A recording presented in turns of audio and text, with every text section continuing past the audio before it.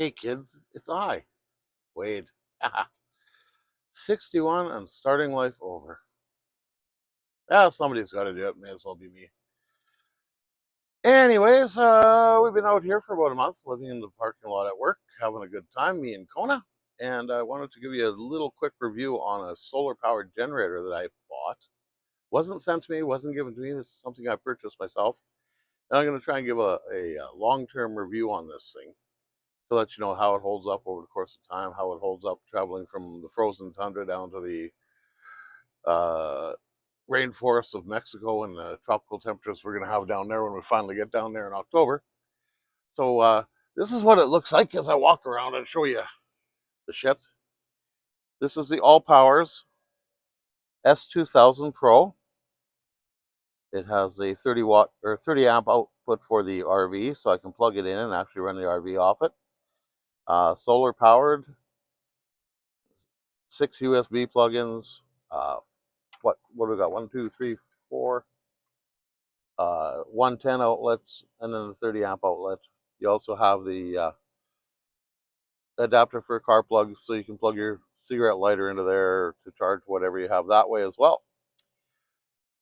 Charging is all done on the back side here through that plug-in right there, if you can see it. I'm trying to handhold this thing, and it's not working with it down, but just deal with me.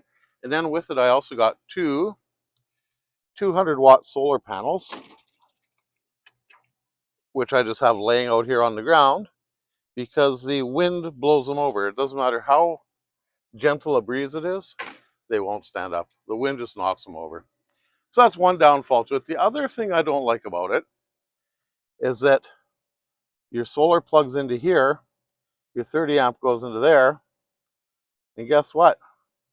You can't have them both plugged in at the same time. So if you're charging off solar, you can't run the RV. Kind of a design flaw there. And then this tells you everything that's going on. Right now I have 12 watts going out. I'm charging my phone, my other phone, and my computer. I just finished editing a whole pile of pictures, so I ran my computer pretty dry. So we got 12 watts going out, 88% of the battery left. And the battery is 1,500 watts with 2,400 AC pure sine wave inverter in it with a 4,000 watt surge. So you can jump things. I make a pot of coffee on an old coffee maker in here, and it works really well. It'll recharge from 0 to 100%, usually in about 2 hours when it's plugged in. Solar, just the way I have my solar is laid up because I'm not getting direct sun until the sun's right overhead. It takes a while. It'd probably take all day. I usually get it. I leave in the morning for work. It's at 70%. When I get home, it's at about 92, 93%. So it does charge relatively good. You can charge things off it and run it at the same time. Charge it and charge things off it. So it's got pass through charging.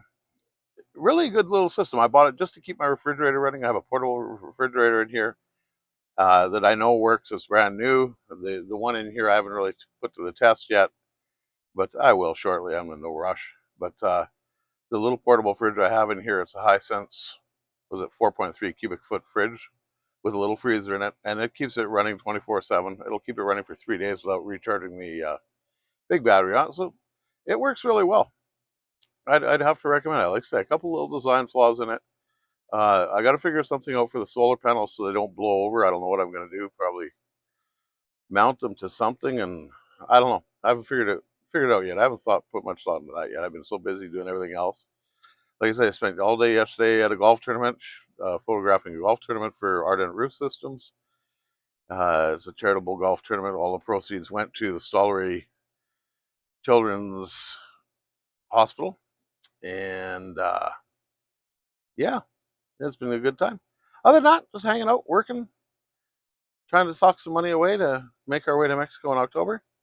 So hopefully that takes place. Had a little incident last Saturday. I forget. I don't know if I told you this on my last video, so I'm going to tell you again, just in case I didn't. And if I did, get over it. Bear it. Grin and bear it. Get over it. Went to dump the toilet and the gray water last week at the station here in Lamont. So Kona and I drive over and make our way into the lot, and I was going to fill two big jugs I have full of water here just to, after I dump the black tank, pour the water back down the toilet, let it slosh around there for a little bit, and then dump the black again, and then maybe do it a third time as well, just make sure it's good and clean. And went and grabbed the jugs, went outside, closed up the RV. There's no water at the station. Well, shit, that's no good. But I have to dump. I have no choice. So I come back around. I throw the jugs back into the motorhome, but I didn't close the big door, just the screen door, and it's just a magnetic lock on it. There's no latch to it. So I head out and I put the hose down the hole and I pull the letter rip with the black water, and it's free flowing down the hole. So that sounds good. It's what you like to hear. And I look out the corner of my eye and there's Kona heading off for someplace. Wouldn't come back no matter how much I called her. I couldn't let the shitter overflow on the road. So I'm stranded. I'm stuck there. I can't do anything. Kona's off wandering, and I'm dumping shit and chaos down the sewer. So I finally get all that finished up, and I start driving around Lamont, and it's a small town. There's like 12, 15, 2,000 people there, something like that. But it's a small town. And I'm driving around in a 34-foot bus trying to find a dog. That's not working. I was just about ready to come back to the yard here and park the bus and grab the car so I could actually go up and down alleys and look for the little shit. And I decided, oh, I'm going to turn left here and go down this road and then over to the truck route and out that way. So I turned down that road, and lo and behold, there was a dog sitting in front of the credit union.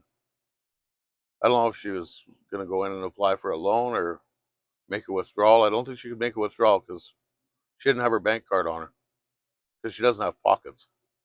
But I don't know, she was just sitting in front of the bank, and the bank's closed. Nobody's going in or out. So I don't know what the hell she was doing. So I grabbed her, threw her back in the motorhome. We came home, and we've been here ever since. She's grounded. She's not allowed out now without me.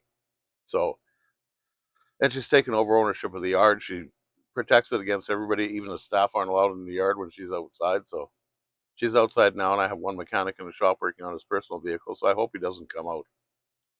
Otherwise, he's going to get barked at and screamed and yelled at. But that's about it for this Sunday. We'll check in next week. I got a few other items here. I got a review for you and stuff like that. Again, the reviews on this All Powers are all my own. I bought the thing. They didn't send it to me. I'm not pulling any punches. If it works great, I'll tell you it works great. If it's a piece of shit, I'm gonna tell you it's a piece of shit. Like I said, so far, my only not concerns, but problems are the 30 amp and the solar can't be used together, which, yeah, it's kind of a pain in the ass, but I work around it. And the solar panels don't stand up where the shit in any kind of wind, and that's a piss off. But again, I'm sure there's a fix for it. I'll figure it out, and maybe I'll just mount them to the roof. Well, when I get to Mexico, I'll just mount them to the roof probably permanently or semi-permanently or whatever. We'll see what happens. We'll play it by ear. Who knows? So till next Sunday, have a good week. Be kind to each other, and don't take no prisoners.